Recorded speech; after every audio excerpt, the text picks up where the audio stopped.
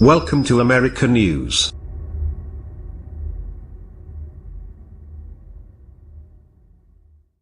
President Hassan Rouhani of Iran spoke on Friday in Tehran. Iranian Presidential Office London. Iran, Russia and European leaders roundly condemned President Trump's decision on Friday to disavow the Iran nuclear deal, saying that it reflected the growing isolation of the United States, threatened to destabilize the Middle East and could make it harder to resolve the growing tensions on the Korean peninsula. The reaction was far from panicked, as Mr. Trump's decision punts to Congress the critical decision of whether the United States will reimpose sanctions on Iran, a step that would effectively sink the deal. But Mr. Trump also warned that unless the nuclear agreement was altered and made permanent, to prohibit Iran from ever developing nuclear weapons, he would terminate the agreement, an ultimatum that threw the future of the accord into question. Though they avoided direct criticism of Mr. Trump, Prime Minister Theresa May of Britain, Chancellor Angela Merkel of Germany and President Emmanuel Macron of France said in a rare joint statement that they stand committed to the 2015 nuclear deal and that preserving it was in our shared national security interest. The nuclear deal was the culmination of 13 years of diplomacy and was a major step towards ensuring that Iran's nuclear program is not diverted for military purposes, they added. Sigmar Gabriel, Germany's foreign minister, said that Mr. Trump was sending a difficult and also from our point of view dangerous signal. He said that the Iran deal, and other diplomatic achievements, were necessary to convince countries like North Korea, and maybe also others, that it is possible to create security without acquiring nuclear weapons. Destroying this agreement would, worldwide, mean that others could no longer rely on such agreements. That's why it is a danger that goes further than Iran, he added. Reaction from Iran was quick and pointed.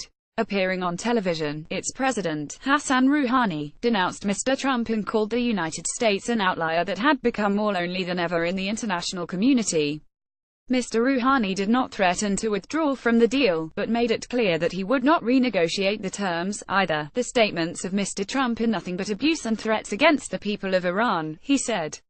An international agreement cannot be disregarded. The European leaders noted that the United Nations Security Council had unanimously endorsed the deal, and that the International Atomic Energy Agency had confirmed Iran's compliance with it.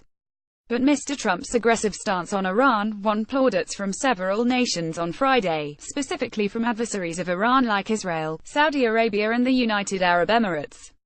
Benjamin Netanyahu, the Israeli prime minister who has always opposed the agreement with Iran, said that Mr. Trump's announcement created an opportunity to fix this bad deal and was a sign of Mr. Trump's determination to boldly confront Iran's terrorist regime. Saudi Arabia, which has waged a proxy battle against Iran for supremacy in the region and was the first country Mr. Trump visited after taking office, said it welcomed what it called a new U.S. strategy toward Iran.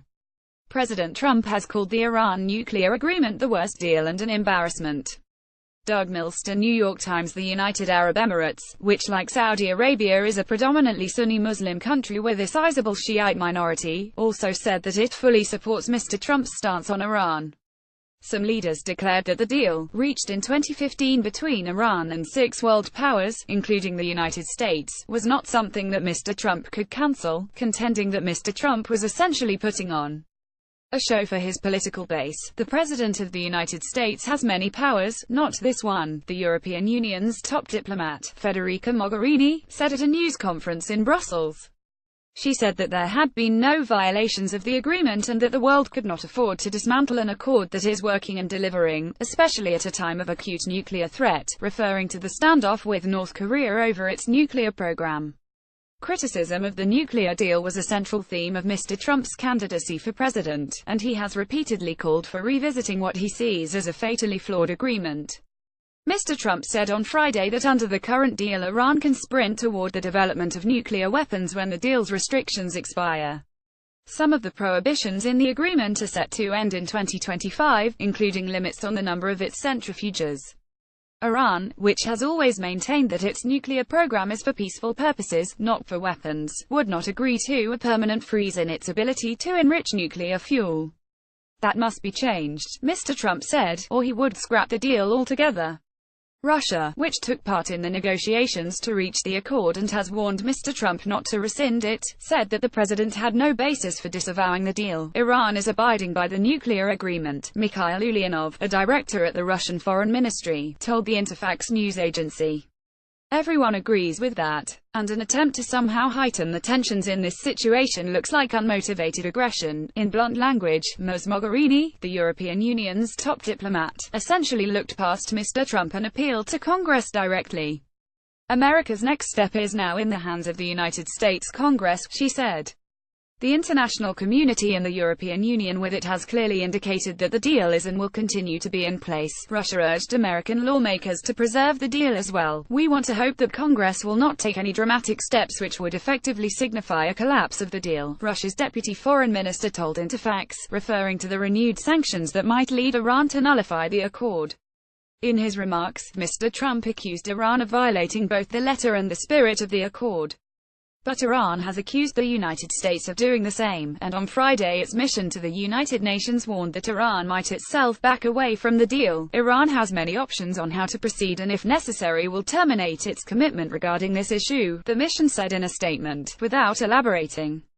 Iran has also resisted the idea of renegotiating the nuclear agreement in the West's favor. Last month, its foreign minister rejected extending the length of conditions of the accord, saying that Iran would consider changing the agreement only if the concessions it had already made, including giving up nuclear fuel, were reconsidered. There are fears that the basic framework of the accord could collapse if the United States walks away.